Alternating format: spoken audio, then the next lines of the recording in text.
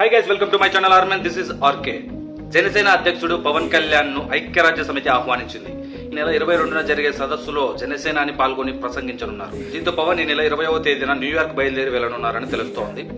దేశం తరపున పాటుపడే నలుగురికి మాత్రమే ఈ అవకాశం దక్కుతుంది. ఇలాంటి అరుదైన అవకాశాన్ని జనసేన అధినేత పవన్ కళ్యాణ్ దక్కించుకున్నారు. నిస్వార్థంగా ప్రజలకు సేవ చేసే నేతలకు మాత్రమే ఇలాంటి అవకాశం దక్కుతుందని విశ్లేషకులు అభిప్రాయపడుతున్నారు. ప్రస్తుతం ఎన్నికల ప్రచారం ఆంధ్రప్రదేశ్ లో హోరాహోరీగా జరుగుతున్న సంగతి తెలిసిందే. మే 11న ఏపీలో ఎన్నికలు జరగనున్నాయి. అసెంబ్లీ ఎన్నికలు, లోక్సభ ఎన్నికలు ఒకే రోజు జరుగుతాయి.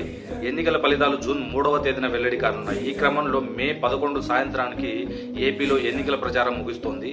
మే 13 నుంచి జూన్ 3 వరకు రాజకీయ నాయకులు అందరూ ఉత్కంఠతోనే కాస్త విశ్రాంతితో ఉండనున్నారు.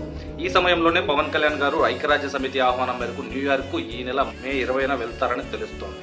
జనసేన కార్యకర్తలకి, జనసేన అభిమానులకి ఇది ఒక ఫెంటాస్టిక్ న్యూస్ అనుకోవచ్చు. ఐక్యరాజ్య సమితిలో పవన్ కళ్యాణ్ గారి గొంతు వినపడనుంది. జై హింద్.